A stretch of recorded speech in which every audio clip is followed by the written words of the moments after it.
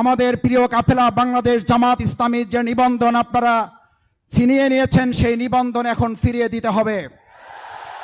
আপনারা এই বাংলাদেশের ন্যায় ইনসাফের প্রতীক দাঁড়িপাল্লা আপনারা ছিনিয়ে নিয়েছেন, এই দাঁড়িপাল্লা এখন ফিরিয়ে দিতে হবে। আপনারা সৈয়দ ওলিউল্লাহ মুকাদ্দেসকে ফিরিয়ে দিন, নাহলে তাদের কবরের সন্ধান দিন। আপনারা আল্লামা দেলোয়ার হোসেন সাঈদীকে এখন ফিরিয়ে দিন। আপনারা ডাক্তার শফিকুর রহমানকে ফিরিয়ে দিন। অধ্যাপক মিয়া গোলাম পরোয়ারকে ফিরিয়ে দিন। মাওলানা রফিকুল ইসলাম খানকে ফিরিয়ে দিন। যদি ফিরিয়ে না দেন, বাংলাদেশের এই জনগণ আজকে আমাদেরকে এই চার দেয়ালের মধ্যে আটকে রেখেছেন। তো শুধু মিডিয়াতে একটু চোখ রাখুন, আপনার নিজের মোবাইলটা খুলুন। বাংলাদেশ জামাত ইসলামীর এই সমাবেশ আজকে কয়েক লক্ষ মানুষের নয়। বাংলাদেশ জামাত ইসলামীর এই সমাবেশ আজকে বাংলাদেশ পেরিয়ে গোটা বিশ্ব মানবতার মুক্তির সমাবেশে পরিণত হয়েছে। আমাদেরকে যত আটকাবেন তত দ্রুত গতিতে এই জামাত সামনের দিকে এগিয়ে গিয়েছে।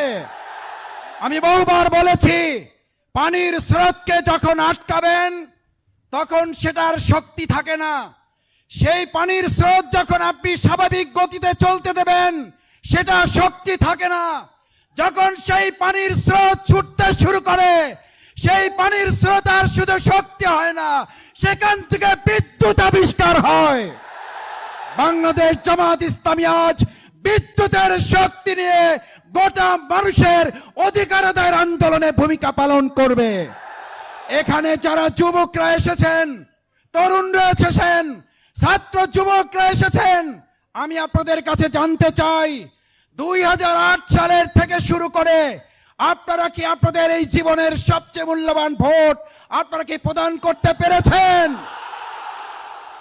2023 সালের শেষ, 2024 সালের শুরু, আমাদের ভোট দিয়ে নির্বাচন শুরু হবে।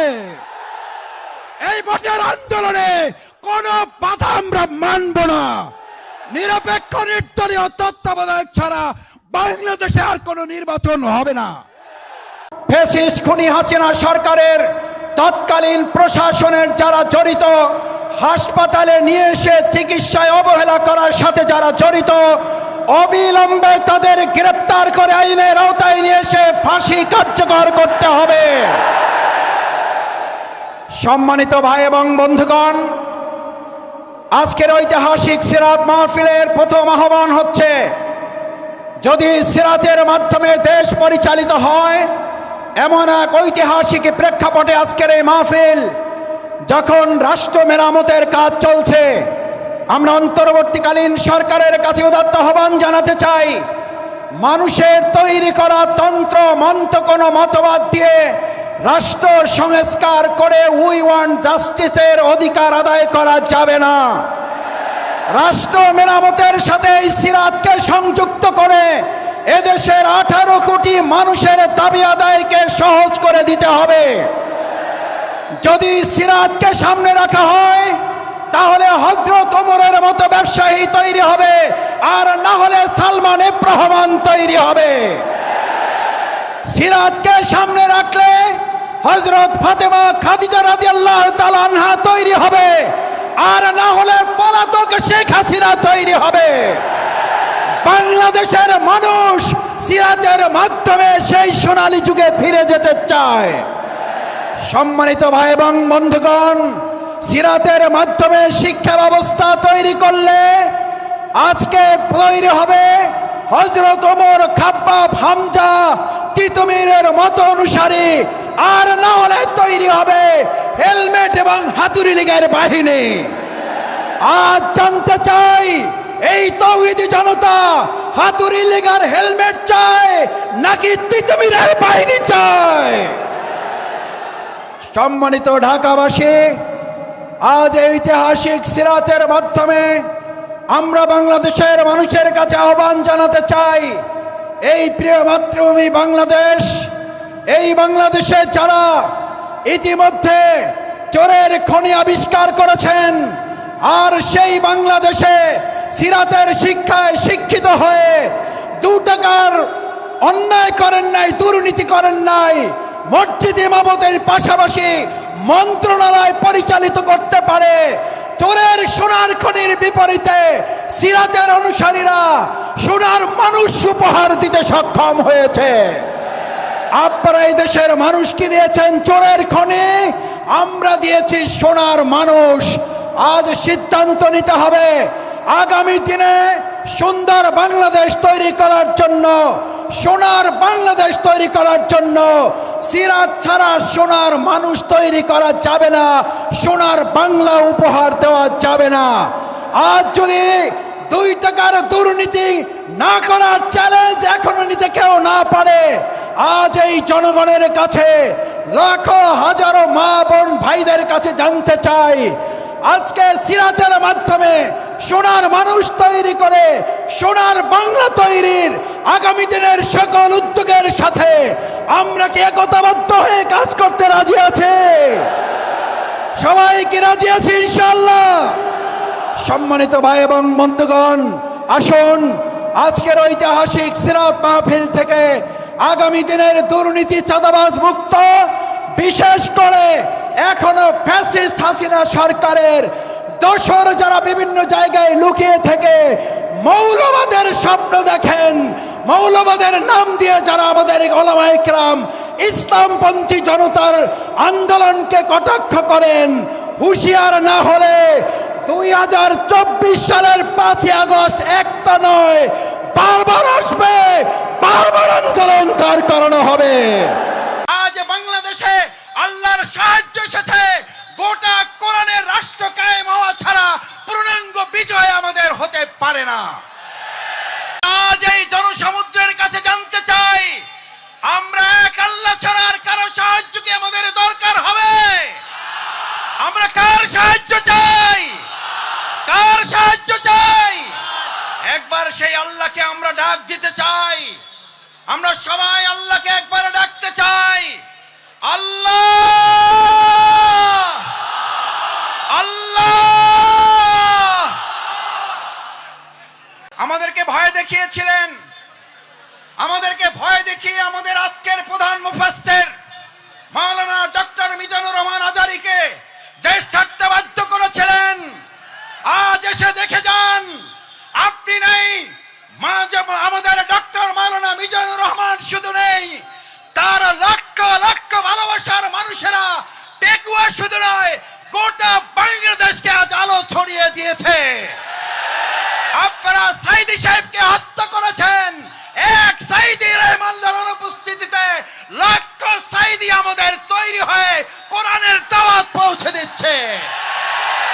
আমাদের হত্যা করা যায়, আমাদের ফাঁসি দেওয়া যায়, আমাদের শেষ করা যায় না, আমাদের শেষ করা যাবে না। আল্লামা দেলোয়ার হোসেন সাইদি রাহিমাহুল্লাহ তার মতো একজন কোরআনের পাখিকে তারা পর্যন্ত নির্মম নির্যাতন করে করে মৃত্যুর করে ঠেলে দিয়েছে। আমরা তার জানাজা পর্যন্ত ঢাকায় করতে পারি নাই। এই দুঃখ, এই কষ্টের প্রতিফলন 5ই আগস্ট ঘটেছে। তার প্রতিফলনের অংশ হিসাবে আপনাকে বাংলাদেশ ছাড়তে হয়েছে। আপনি আমাদের জানাজা করতে দেন নাই, আর মানুষ আপনাকে বিদায় নিতে দেয় নাই। আমাদের ঘর বাড়িগুলো বুলডোজার দিয়ে ভেঙে দেওয়া হয়েছে। আমাদের গরিব কর্মকর্তা কর্মচারীদের চাকরিগুলো শেষ করে দেওয়া হয়েছে। আমাদের ব্যবসা প্রতিষ্ঠানগুলোকে বন্ধ করে দেওয়া হয়েছে। আমাদেরকে 1 সেকেন্ডের জন্য অধিকার আদায়ের আন্দোলনে থামিয়ে দেওয়া যায় নাই। আমাদের এই দেশকে অঙ্গরাজ্য পরিণত করার জন্য 15.5 বছর মূলত আমাদের উপর জুলুম করা হয়েছে। বাংলাদেশ জামাত ইসলামী জীবন বাজি রেখে সেই অঙ্গরাজ্য থেকে বাংলাদেশকে অর্থবহ স্বাধীন করে রাখার জন্য আমাদের নেতৃবৃন্দ ফাঁসির মঞ্চে গিয়েছে। আমরা সেকেন্ডের জন্য পালিয়ে যাই নাই। জামাত ইসলামী ধর্ম ব্যবসা করে, আর আমরা নির্বাচনে আসলে শুনি লা ইলাহা ইল্লাল্লাহ নৌকার মালিক। এই পর্যন্ত শেষ, ধানের শীষে বিসমিল্লাহ। কপালপোড়া বদনসিব কেন বোঝো না? হাঁসের মধ্যে বড়টা যদি রাজহাঁস হয়, মিস্ত্রির মধ্যে বড়টা যদি রাজমিস্ত্রি হয়, প্রাসাদের মধ্যে বড়টা যদি রাজপ্রাসাদ হয়, রাস্তার মধ্যে বড়টা যদি রাজপথ হয়, নীতির মধ্যে বড়টার নাম ইসলাম, ওটার নাম রাজনীতি, বাকিগুলা আদালতে হাবি যাবে। রাসূল করিম সাল্লাল্লাহু আলাইহি সাল্লাম বলেছেন, সত্য কথাটা বলতে পারে না, ও হচ্ছে বোবা শয়তান। আমরা বোবা শয়তান হব না, বোবা শয়তান থাকবো না, বোবা শয়তান কাউকে হতেও দেব না। ভবিষ্যতে যদি কেউ এই সময়ের অবমূল্যায়ন করেন, ভবিষ্যতে যদি আল্লাহর কসম খাওয়া এই সময়কে কেউ বুঝতে ভুল করেন, ভবিষ্যতে যদি কেউ এই সময়কে আপনারা আবার ফ্যাসিস্টের মতো কেউ ব্যবহার করেন, মনে রাখতে হবে আপনার আমার কপালে হয়তো 45 মিনিট না 45 সেকেন্ডও আপনার কপালে জুটবে না, আপনি হেলিকপ্টারে ওঠার সময় পাবেন না। কারণ এটা কার কসম? না, এটা তো জাতিসংঘ মহাসচিবের কথা বলছে। আচ্ছা, যদি জাতিসংঘ মহাসচিবের কথা না বলি, যদি এটা কোনো প্রধানমন্ত্রী, এটা যদি কোনো রাষ্ট্রপতি, কোনো দলের মন্ত্রী এমপি অথবা দলের কোনো আমির অথবা দলের কোনো সভাপতি চেয়ারম্যান মহাসচিবের কথা না বলি, যদি এটা কোরআনের কথা বলি, তাহলে যদি শফিকুল ইসলাম মাসুদের গা জ্বলে, তাহলে বুঝতে হবে ওই ব্যক্তির সাথে কোরআনের সম্পর্ক নাই, ওই ব্যক্তি কোরআনের বিরুদ্ধে শত্রু, কোরআন সহ্য করতে পারে না, কোরআন বিরোধীদেরকে আল্লাহ সহ্য করেন না। মীর মুগ্ধ যদি পানি লাগবে ভাই, পানি লাগবে বলে গুলি বুকে ধারণ করে দেশের জন্য জীবন বাজি রাখতে পারে, জামাত ইসলামী, ইসলামী ছাত্র শিবির আজকে থেকে মানুষের কাছে গিয়ে বলবে, সৎ মানুষ লাগবে ভাই, সৎ মানুষ, প্রয়োজনে জীবন দেব, তারপরও সৎ মানুষ দেওয়ার এই আন্দোলন থেকে আমাদের ফিরাতে পারবেন না। আপনি আমাদেরকে রাজাকার বলেছেন, রাজাকারের তকমা দিয়ে আমাদের ভাইদের গুলি করেছেন, আমাদের সৈয়দ ওয়ালিউল্লাহ মুকাদ্দেস কোথায় আপনাকে বের করে দিতে হবে, তাদের কবর কোথায় যদি থাকে তা বের করে দিতে হবে, আমাদের জাকির কোথায় বের করে দিতে হবে, না হলে আপনাকে বের করে নিয়ে এসে জনগণ এবং আইনের আদালতে আপনাকে ওই একই অবস্থার মুখোমুখি জনগণ করবে। তোমরা স্লোগান নিয়ে রাস্তায় বেরিয়ে পড়ো, সৎ মানুষ লাগবে ভাই, সৎ মানুষ, বাংলাদেশ ইসলামী ছাত্র শিবির তৈরি করছে, এই নিন সৎ মানুষ, সুন্দর একটা বাংলাদেশ বিনির্মাণে আমরা আপনাদের পাশে আছি। আমাদের এই রাষ্ট্র সংস্কারের কাজ চলমান। আমাদের আমিরে জামাত ডাক্তার শফিকুর রহমান উনি একটা বক্তব্য দিয়েছেন, এই বক্তব্য কেউ কেউ ভিন্নভাবে এখন প্রচার করার চেষ্টা করছেন, অসৎ উদ্দেশ্যে সুবিধা ভোগ করার জন্য, এবং এই সরকারকে দুর্বল করে দিয়ে আর একটা অন্যায় প্রতিষ্ঠিত করার জন্য তা করা হচ্ছে। আমিরে জামাত স্পষ্ট করে বলেছেন, 15.5 বছরে এই বাংলাদেশকে ভেঙে চুরে খান খান করে দেওয়া হয়েছে, সেই বাংলাদেশকে পুনর্নির্মাণ না করে তড়িঘড়ি করে আরেকটা নির্বাচন দিলে মূলত ওই সুবিধাভোগী, ওই অন্যায় ফ্যাসিস্টই আবার হয়তো মাঝখানে একটা সুযোগ তারা গ্রহণ করবে। আমাদের একতার অর্থ যদি কেউ মনে করেন বাংলাদেশ ইসলামী ছাত্র শিবির, বাংলাদেশ জামাত ইসলামী জনগণের ভোট, গণতান্ত্রিক অধিকার এবং দেশের মানুষের ভালোবাসা এটাকে ধারণ করতে সক্ষম নয়, তাহলে তারা বোকার স্বর্গে বাস করছেন।